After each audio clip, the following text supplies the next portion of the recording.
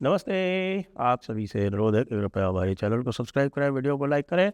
और कल अंतिम दिन है विंटर सेल का, 50% डिस्काउंट वाली। तो आप सभी लोग नीचे जाएं, डिस्क्रिप्शन में वहाँ पर लिंक है, लिंक को क्लिक करें, जाएं धर्मापड़ा मर्चेंडाइज स्टोर पर और अपनी 50% वाली जो एडवांटेज है उसको प्राप्त करें। कल महाराष्ट्र में कॉरपोरेशन का इलेक्शन।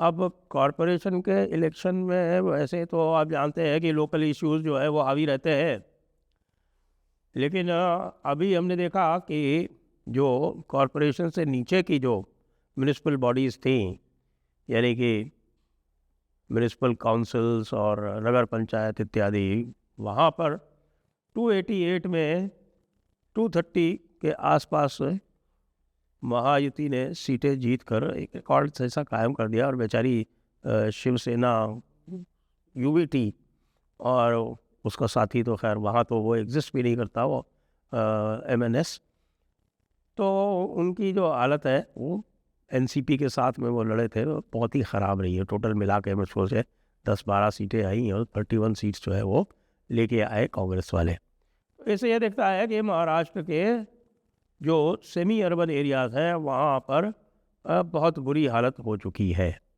अब आ जाते हैं अर्बन एरियाज़ में भाई 29 कॉरपोरेशंस में चुनाव होने जा रहे हैं, जिसमें बीएमसी की बात हम सबसे बाद में करेंगे, यानी बृहन मुंबई म्यूनिसिपल कॉरपोरेशन, जिसको पुराना बॉम्बे म्यूनिसिपल कॉरपोरेशन, उसकी बात हम बाद में करेंगे। लेकिन पहले ये जान लें कि साहब कि मुख्य जो बड़े बड़े 29 में से जो पहले हम आपको ओवरऑल भी बताएंगे, लेकिन बड़े बड़े कौन से हैं।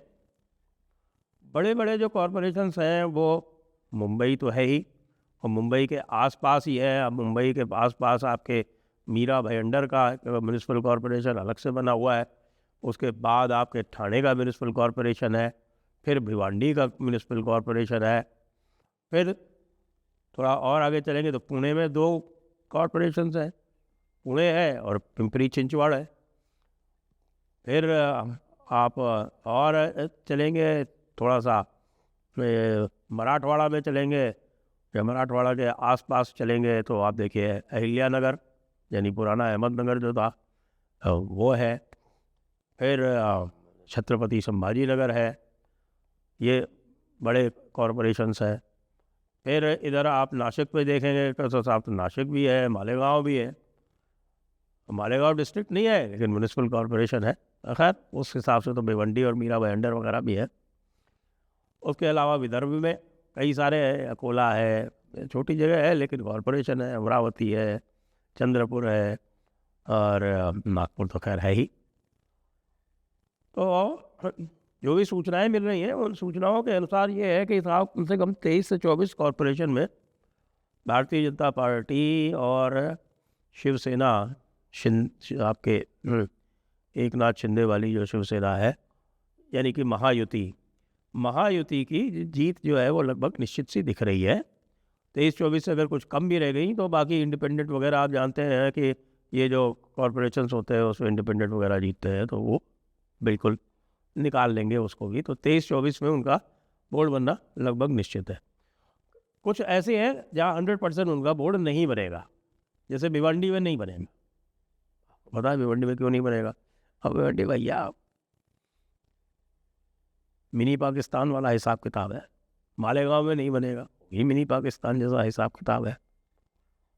और संभाजी नगर में तो बनेगा, संभाजी नगर में डायरेक्ट फाइट है वहाँ पे, और मुसलमानों के वोट बटेंगे तो मज़े से वहाँ बनेगा। पुणे जो है वो जो दूसरा सबसे बड़ा जो शहर है, और वहाँ पुणे में महायुति की जीत तय है। फिर पिंपरी चिंचवड़, आपको हमारे बाबा जी जो है बाबा रामदास जी इसमें पिंपरी चिंचवड़ में ही बैठे हुए, और आपको ध्यान है कि उन्होंने ये भी बताया था कि पिंपरी चिंचवड़ जो बनाया था शरद पवार ने अलग से, इसलिए कि जिससे कि उसको अलग करके कम से कम उस क्षेत्र में जो ग्रेटर पुणे का जो एरिया है उसमें एनसीपी डोमिनेट करती रही है, लेकिन इस बार एनसीपी की सत्ता को थोड़ा सा चैलेंज मिल रहा है। सतारा कोल्हापुर ये भी कॉरपोरेशंस हैं। सतारा कोल्हापुर कॉरपोरेशंस में भी मायावती अच्छी स्थिति में दिख रही है। तो ओवरऑल जो है वो इन 29 कॉरपोरेशंस में से 23-24 या ये समझ लीजिए 20+ तो 100% है, और 20+ में तो मेजॉरिटी आएगी, और 23-24 में इनका बोर्ड बनेगा। 4-5 जो है वो दूसरे लोग बनाएंगे। बाकी जो सबसे बड़ी प्राइज़ है, सबसे बड़ा जो है वो बिल्कुल आपके असेंबली इलेक्शन के आसपास ही है। वो लगता है उसमें पता नहीं क्या होगा, और लोग बहुत सारी बातें कर रहे हैं। वो है BMC, Brihan Mumbai municipal corporation, पुराना बॉम्बे म्यूनिसिपल कॉरपोरेशन। उसमें त्रिकोणीय संघर्ष है। अब ये त्रिकोणीय संघर्ष कैसा है? वैसे तो ठाकरे बंधु जो है वो आपस में मिल गए। ठाकरे बंधु के आपस में मिलने के कारण कांग्रेस उनको छोड़कर अलग हो गई है, कहना ऐसा है उनका।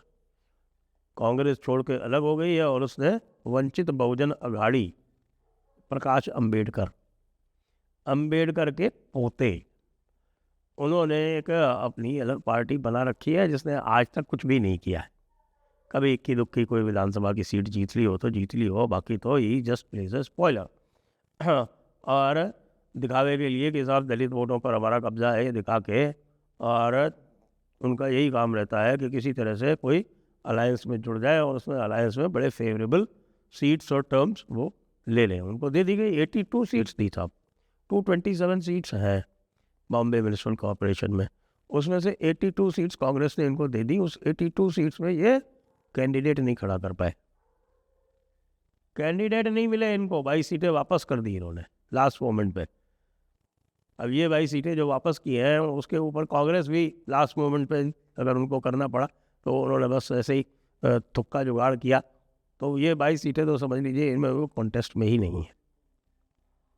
बाकी और बात करें तो यदि पिछले चुनाव की बात करें, जो पिछले चुनाव में शिवसेना एक थी और एमएनएस अलग लड़ी थी, कांग्रेस अलग लड़ी थी, तो उस समय शिवसेना 84 सीट लेकर नंबर 1 पर आई थी, और 82 सीट जो है वो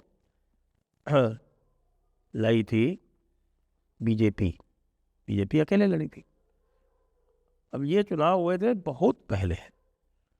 उसके बाद से आप देखिए कि पिछले 3-4 साल से तो चुनाव टलते जा रहे हैं। चुनाव हो जाने चाहिए थे 2025 में, सॉरी, चुनाव हो जाने चाहिए थे 2020 में, लेकिन 2020 में नहीं होके ये 2026 में हो रहे।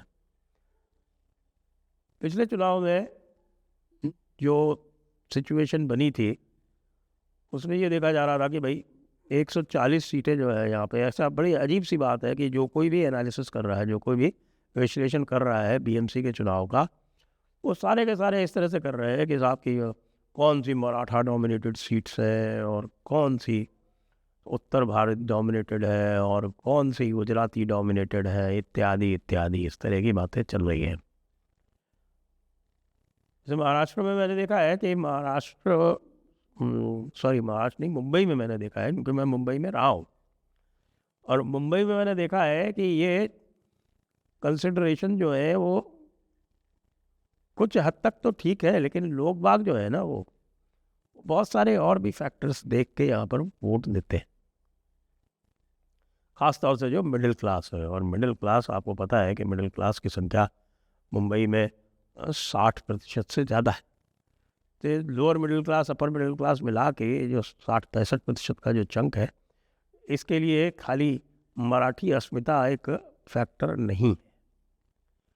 वो कुछ लोगों के लिए हो सकता है, और इसीलिए जो लोग बता रहे हैं वो कह रहे हैं कि साहब की जो मराठी वोट है वो बराबर बराबर बटेगा। अगर मराठी वोट बराबर बराबर भी बढ़ जाता है तो आप ये देखिए विधानसभा की क्या एविडेंस है कि विधानसभा चुनाव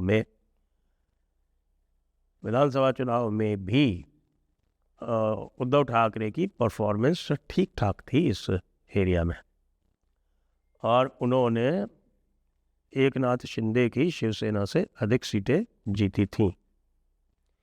ये जो 20 सीटें ये जीते हैं, उसमें से आप 13 या 14 सीटें जो है ये मुंबई से ही जीते हैं, बाकी पूरे महाराष्ट्र में सफाया है उनका। तो मुंबई में उनको रूल आउट नहीं किया जा सकता।